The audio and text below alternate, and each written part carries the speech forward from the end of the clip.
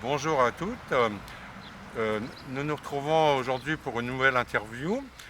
Donc, vous trouverez bien sûr la personne que je vais interviewer sur notre flyer. Elle s'appelle donc Ophélie Ekes-Weiler. Et donc, elle va nous expliquer un petit peu qui elle est et qu'est-ce qu'elle propose comme technique d'accompagnement. Bonjour à toutes et à tous.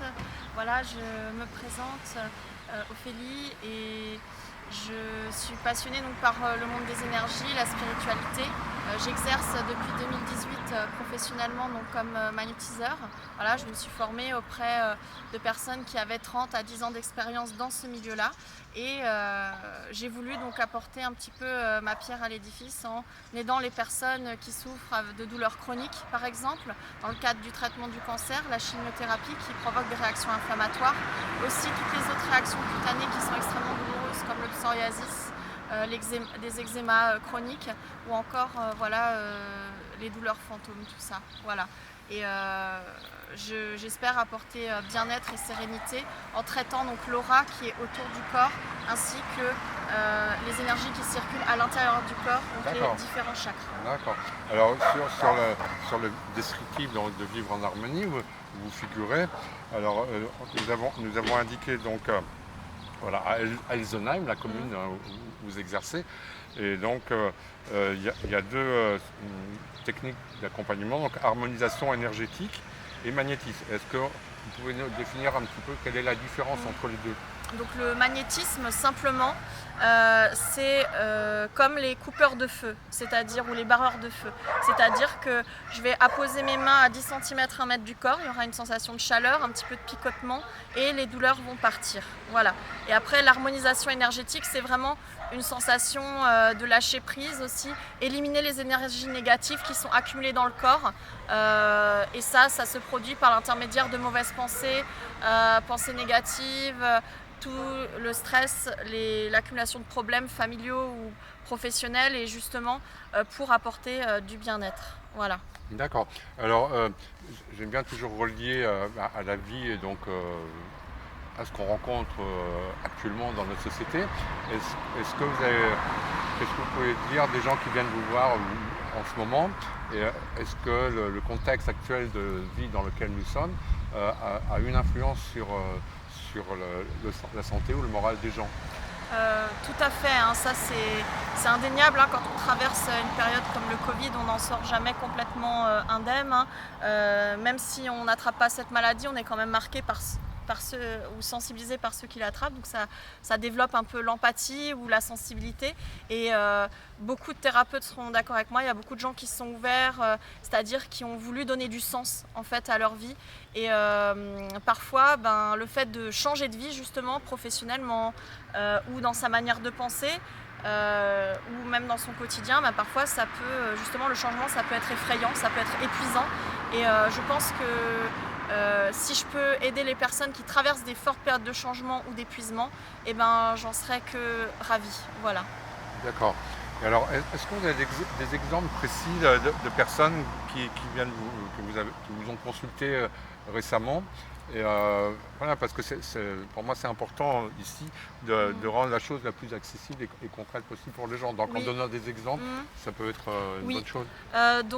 Moi j'avais un monsieur par exemple en traitement à distance qui est localisé en Belgique, parce que je fais aussi traitement à distance, et ce monsieur, famille stable, voilà, vous savez, c'est pas un profil, comment je pourrais dire, atypique, hein. Famille stable, travail stable, juste quelques problèmes de santé chronique qui nécessitaient d'éliminer certaines douleurs. Et par contre, il y avait une chose dont il ne m'avait pas parlé, un problème de fontanelle qui datait de son enfance, dont il avait complètement oublié de me parler. Et par exemple, j'ai dit, voilà, faites attention à votre fontanelle, même si elle est stable, on va dire, elle n'est pas complètement soudée. Enfin voilà, même à l'âge adulte, il avait effectivement un problème de fontanelle. Il me dit, ah oui, j'avais oublié de vous en parler. Qui d'autre? Une jeune femme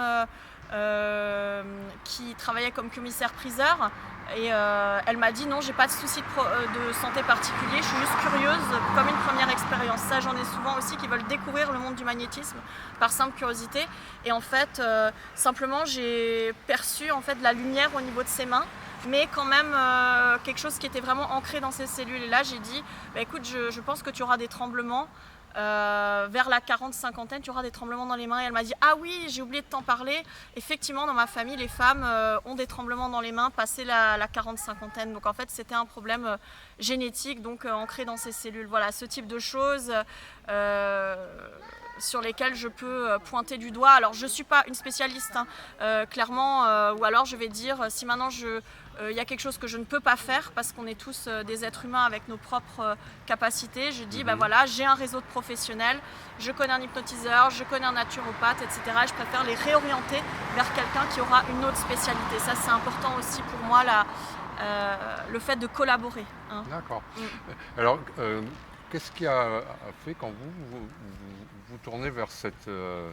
avec bienveillance, évidemment, c'est ce que je ressentis en vous, vers ce nouveau métier, finalement, pour vous? Est-ce qu'il y a un parcours personnel, familial, amoureux, ou quelque chose qui a déclenché ce que vous faites aujourd'hui, ce que vous êtes aujourd'hui? C'est un ensemble de choses, mais je dirais que c'est principalement des changements de vie aussi dans mon cas, c'est-à-dire que je suis issue d'une famille de commerçants ou de médecins, donc rien à voir. J'étais longtemps dans le milieu de l'hôtellerie-restauration et en fait, progressivement avec les années qui passent, vers 2012, donc quand j'avais à peu près la vingtaine, et bien simplement je m'approchais des gens et je ressentais les douleurs dans leur corps, mais je n'arrivais pas à contrôler ce que je ressentais. Et je me disais, mais comment je peux faire pour utiliser tout ça? Donc j'ai fonctionné de manière scientifique parce que j'avais personne vers qui me tourner de ma famille proche. Et donc j'ai lu des livres, je me suis renseignée et progressivement j'ai été cliente pour des hypnotiseurs, des médiums, des magnétiseurs, jusqu'à ce que je trouve ma voie, en fait, que je me dise, ah, cette personne, eh bien, elle ressent les choses comme moi. Qu'est-ce que je suis? À quoi je corresponds? J'avais besoin de trouver des mots et de me définir, de me redéfinir, parce que mes perceptions étaient différentes. Et bien sûr, après, j'ai découvert plusieurs années plus tard qu'effectivement, c'était un don qui était transmis dans ma famille, mais très tabou. En fait, ça arrive aussi, parce qu'il y a des familles de magnétiseurs qui se transmettent de génération en génération. Moi, ça a sauté plusieurs générations, c'est-à-dire c'était un oncle du côté de ma mère qui était sourcier dans le village de Bergheim où est originaire ma famille. Voilà. Et qui était un sourcier reconnu. Mais ça, bien sûr, on s'est bien gardé de me le dire pendant très longtemps. Mais bon, c'est comme ça. Et puis, je suis heureuse de partager des repas en famille. Je suis heureuse d'avoir mon petit travail stable. Et puis, en même temps, les week-ends, de m'occuper de mes clients dans le cadre des soins énergétiques. Voilà. D'accord. Alors, comment vous vous voyez dans 5 ans?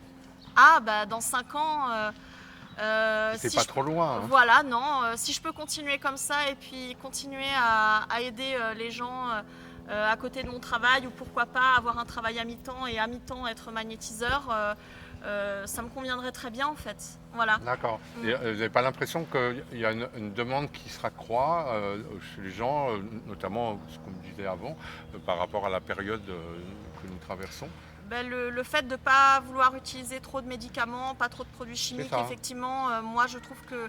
Et la période où on fait plus attention à l'environnement aussi, je pense, on est dans cette phase un peu charnière où les gens prennent des décisions pour respecter la nature, se respecter eux-mêmes, être en phase avec eux-mêmes. Et je trouve que le monde du magnétisme, de la spiritualité et les soins énergétiques, du coup, s'y prêtent bien.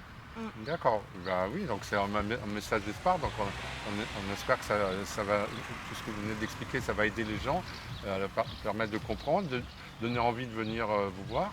Donc à Elsenheim, hein, c'est un petit village qui est juste limitrophe du Haut-Rhin. Oui, entre Markolsheim et Guémar. Après, je me déplace aussi à domicile. C'est-à-dire, je reste sur le secteur Célestat, Colmar, Markolsheim. Voilà. D'accord. Donc, comme nous sommes dans le Bas-Rhin, ben, c'est comme ça qu'on a pu se rencontrer. Voilà. D'accord. Ben, écoutez, je vous renvoie donc au profil puis tous ceux que vous voyez sur le document d'Ophélie, pour que vous puissiez approfondir le sujet et découvrir toutes les techniques d'accompagnement qui existent. Et il y en a de plus en plus que je découvre chaque jour.